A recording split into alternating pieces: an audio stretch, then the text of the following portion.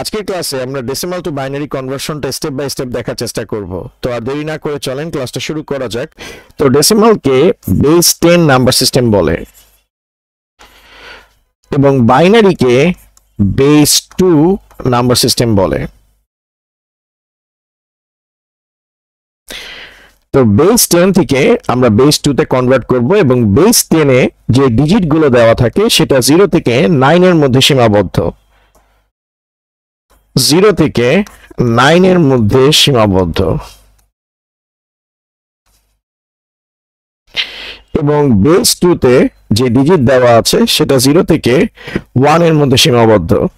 এখন বেস 10 এর যে নাম্বারটা গঠন হবে সেটা 0 থেকে 9 এর সমন্বয়ে গঠন হবে এবং বেস 2 তে যে নাম্বারটা গঠন হবে সেটা 0 আর 1 এর সমন্বয়ে গঠন হবে। এখন আমাদের দেওয়া হলো 25 বেস 10, এটাকে কনভার্ট করতে বলছে বেস 2 তে। আমরা যখন বেস 10 এর দিকে লক্ষ্য করতেছি, এখানে যে দুইটা ডিজিট আছে সেটা ডেসিমাল নাম্বার সিস্টেমে যে 0 থেকে 9 এর মধ্যে 10টা ডিজিট আছে, সেই 10টা ডিজিটের মধ্যে অবস্থিত 2 এবং 5 এর সমন্বয়ে গঠিত এবং এই 2 আর 5 কে জাস্ট 0 আর 1 এর মাধ্যমে কি করতে হবে, রিপ্রেজেন্ট করতে হবে। তো ডেসিমাল থেকে আপনি যখনই অন্য কোনো বেজে রূপান্তর করবেন, সেটা বাইনারি হোক, সেটা অক্টাল হোক, সেটা হেক্সাডেসিমাল হোক, ডেসিমাল থেকে যে কোনো নাম্বার সিস্টেমের বেজে কনভার্ট করার সময় যেই বেজে কনভার্ট করবেন সেই বেজ দ্বারা আপনাকে কি করতে হবে, ভাগ করতে হবে। এটা রিজনটা কি? এটা রিজনটা হচ্ছে ডেসিমালের ডিজিট আছে 10টা, বাট বাইনারিতে ডিজিট আছে কয়টা? 2টা। তো আপনি যখন ডেসিমাল নাম্বার সিস্টেম থেকে বাইনারি নাম্বার সিস্টেমে যাবেন, তার মানে আপনার 10টা ডিজিটকে কমিয়ে কয়টা ডিজিটে নিয়ে আসতে হবে? 2টা ডিজিটে নিয়ে আসতে হবে।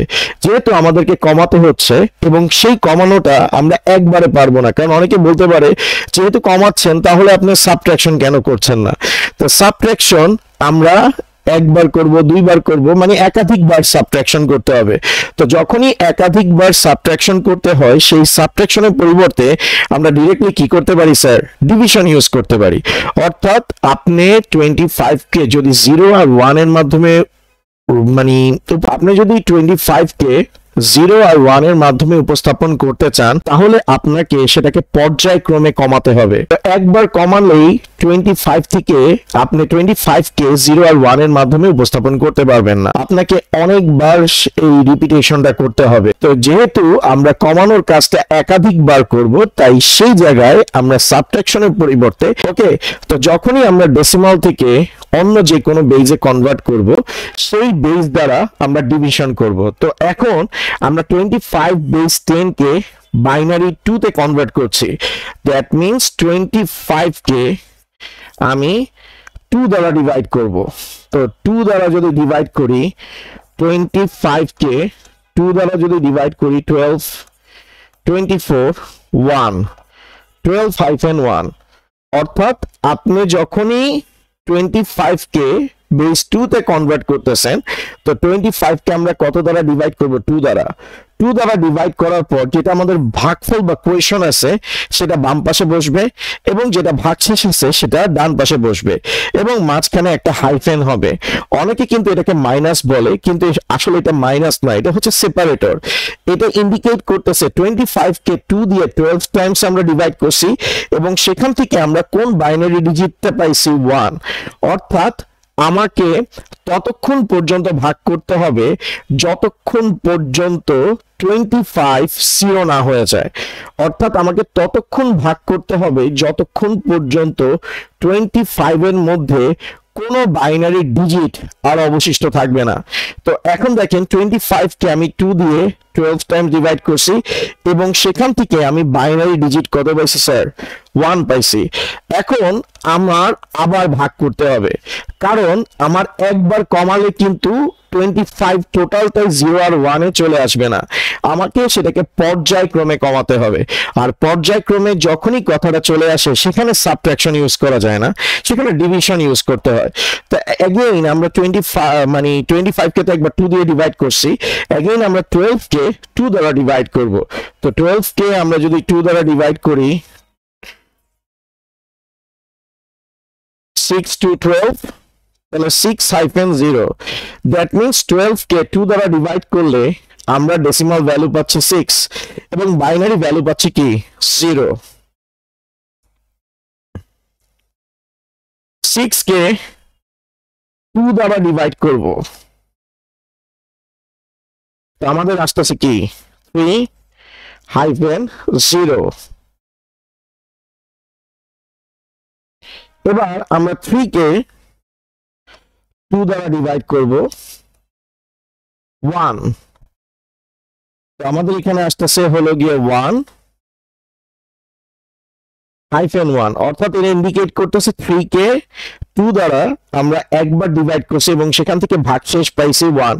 মনে রাখতে হবে ভাগ করার পর যে ভাগফলটা থাকবে সেটা বাম পাশে বসবে এবং যেটা ভাগশেষ সেটা কোথায় বসবে, ডান পাশে বসবে। এটা হচ্ছে আমাদের ভাগশেষ বা রিমাইন্ডার। আপনি যদি ভালো মতো লক্ষ্য করেন, এই যে এই অংশটা যে সাইডে আছে, এখানে যে অংশটা আছে স্যার, এগুলো সবগুলো কিন্তু ডেসিমাল ভ্যালু, ঠিক আছে? যেমন 25, 12, 6, 3 এগুলো সব ডেসিমাল ভ্যালু এই সাইডে থাকতেছে। আর এখানে যে ভ্যালুগুলো থাকতেছে এগুলো সবই কিন্তু আমাদের বাইনারি ভ্যালু। ওকে, এখন আমি বলছি যে ততক্ষণ পর্যন্ত ভাগ করতে হবে যতক্ষণ পর্যন্ত 25 না হয়ে যায়। অর্থাৎ 25 হওয়া মানে কি, যে 25 এর মধ্যে আর কোনো বাইনারি ডিজিট এক্সিস্ট করে না। তো এখন আমরা 1 কে 2 দিয়ে ভাগ করব। তো 1 কে যদি আমি 2 দিয়ে ভাগ করি, তাহলে আপনি বলবেন যে স্যার আমি এই ধরনের ভাগ তো খুব ইজি ভাবে পারি। তো আমি এখানে একটা পয়েন্ট দিলাম, 10 চলে আসছে।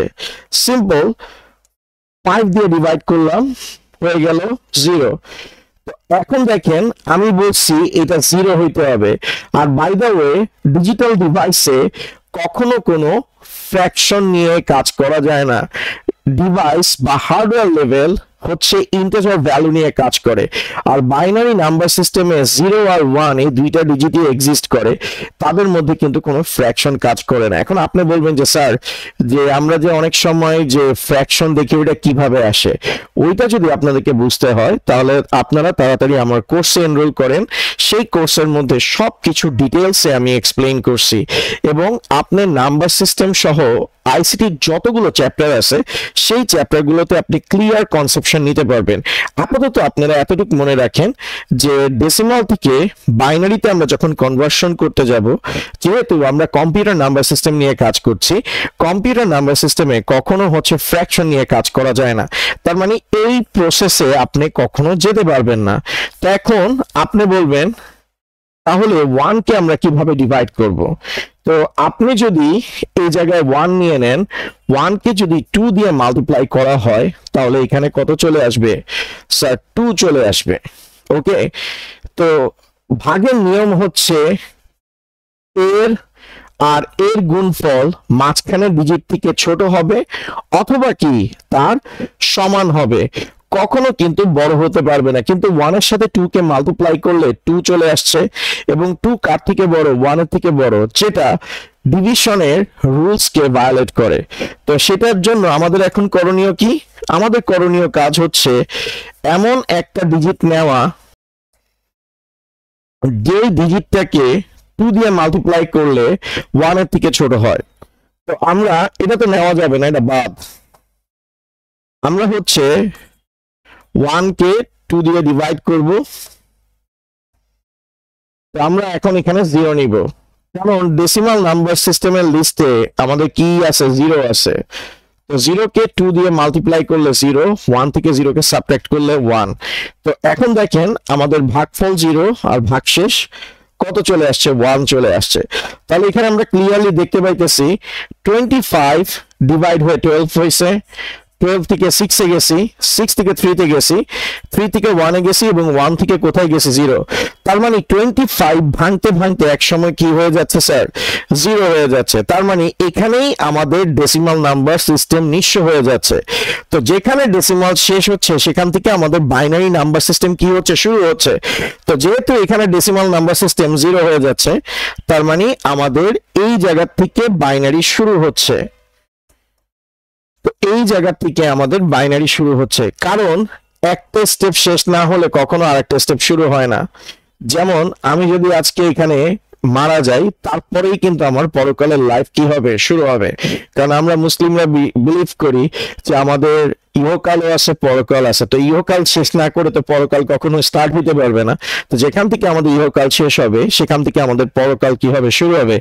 সেম ভাবে যেখানে আমার ডেসিমাল শেষ হয়েছে, যেমন ডেসিমাল এখানে কি হয়েছে, শেষ হয়েছে, এই জায়গাটাতে আমাদের ডেসিমাল কি হচ্ছে, এন্ড হচ্ছে। এখানে আমাদের ডেসিমাল শেষ হচ্ছে, আর যেখানে ডেসিমাল শেষ হচ্ছে সেই জায়গা থেকে আমাদের বাইনারি কি হচ্ছে, শুরু হচ্ছে।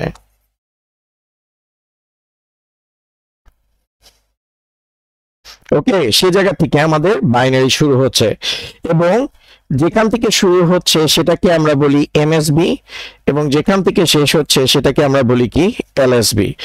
এখন এমএসবির মানে কি? এমএসবির মানে হচ্ছে মোস্ট সিগনিফিক্যান্ট বিট।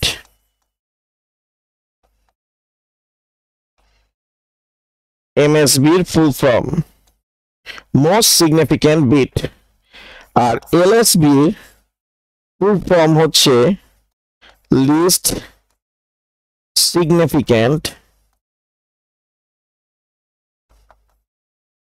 বিট।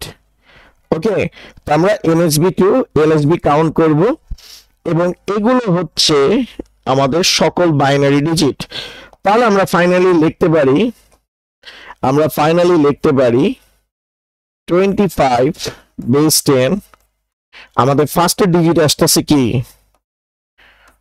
1, তারপরে ডিজিট আসতেছে 1, তারপরে ডিজিট আসতেছে 0, তারপরে ডিজিট আসতেছে 0, তারপরে ডিজিট আসতেছে 1, আর বেস হচ্ছে 2। ওয়েট, এই ধরনের রিপ্রেজেন্টেশন পরীক্ষার হলে, পরীক্ষার খাতায় অনেক পোলাপাইন করে। এই ধরনের রিপ্রেজেন্টেশন যদি আপনি পরীক্ষার খাতায় করেন, আপনার ফেল আল্লাহ ছাড়া কেউ ঠেকায় রাখতে পারবে না। কেন? তার কারণ হচ্ছে আপনি যখন নাম্বার সিস্টেম রিপ্রেজেন্ট করবেন তখন মাঝখানে এই ধরনের কমা দিতে পারবেন না। কমা দিলে আপনি ক্ষমা পাবেন না। তো আপনার ফার্স্ট ডিজিট কত, 1, এরপরে ডিজিট কত, 1, এরপরে ডিজিট হচ্ছে 0, এরপরে ডিজিট হচ্ছে 0, এরপরে ডিজিট হচ্ছে 1, তারপর আপনি ব্র্যাকেট ক্লোজ করে বেস 2 দিয়ে দিবেন। তো আমরা কাউন্টিং করছি কোথা থেকে, MSB to LSB. That means আমরা 25 বেস 10 কে সাকসেসফুলি 11001 অর্থাৎ বাইনারির মাধ্যমে কি করে দিছি, রিপ্রেজেন্ট করে দিছি। এখন আপনাদের মধ্যে অনেক পোলাপাইন আছে এই জায়গাতে ব্র্যাকেট ইনক্লোজ করতে ভুলে যান। ওকে, ব্র্যাকেট ক্লোজ করতে আপনারা ভুলে যান। 11001 জাস্ট লাস্টে ভাবে করে বেস 2 দিয়ে দেন। আপনি এই যে এই রিপ্রেজেন্টেশন আপনারা অনেকেই করেন, ছোটখাটো ভুলের জন্যই পরীক্ষায় কিন্তু A+ মিস যায়। এখন আপনি বলবেন তো সো হোয়াট, আমরাই তো, এটা টোটালটার বেস হচ্ছে কত, 2। এখন আপনাদের উদ্দেশ্যে আমি একটা কোশ্চেন করি, ধরেন আমি যদি বলি A+B² আপনারা কি কেউ মাইনে নেবেন? ডেফিনেটলি ড্যাম শিওর আপনারা কেউ মেনে নেবেন না। আপনারা বলবেন এই 2টা জাস্ট বি এর উপরে আছে, এটাকে কেন হোল স্কোয়ার বলতেছেন? তাহলে আমি কিভাবে মাইনা নিব এই বেসটা সবগুলো নাম্বার সিস্টেমের? তো এটার জন্য ব্র্যাকেট ম্যান্ডেটরি। যেমন ব্র্যাকেট দিলে তখনই আপনারা বলবেন না স্যার এবার ঠিক আছে, যে টোটালটার বেস, টোটালটার পাওয়ার হচ্ছে 2। তেমনি ভাবে আপনি যখন ব্র্যাকেট ক্লোজ করবেন তখনই আমি বলবো যে না এখন ঠিক আছে, এখানে প্রত্যেকটা ডিজিটের বেস 2। আপনি যদি ব্র্যাকেট ক্লোজ না করেন, এই বেসটা শুধুমাত্র এই 1 এর রিপ্রেজেন্ট করবে, কিন্তু আপনি যখন ব্র্যাকেটটা ক্লোজ করে দিবেন তখন এই বেসটা প্রত্যেকটা ডিজিটকে মেনশন করবে। এবং সেম ভাবে আমি ব্র্যাকেট ক্লোজ করলে এটাকে তখন আমরা হোল স্কোয়ার বলবো। এখন আপনাদের অনেক কোশ্চেন যে স্যার ফ্যান্টাস্টিক ভাবে সবকিছু বুঝতে পারছি, by the way MSB LSB এর ব্যাপার তো কিছু বললেন না। এমএসবি এবং এলএসবি ব্যাপারটা যদি জানতে হয় নেক্সট ভিডিওর জন্য ওয়েট করেন। আজকের মতো এতটুকুই। যদি আজকের ক্লাসটা আপনাদের কাছে হেল্পফুল লাগে please don't forget to like, share and subscribe. আর আপনি যদি আমার চ্যানেলে নিউ হয়ে থাকেন তাহলে অবশ্যই সাবস্ক্রাইব বাটনে প্রেস করতে ভুলবেন না। ধন্যবাদ। নেক্সট দিন এমএসবি এবং এলএসবি নিয়ে আপনাদের সাথে দেখা হচ্ছে।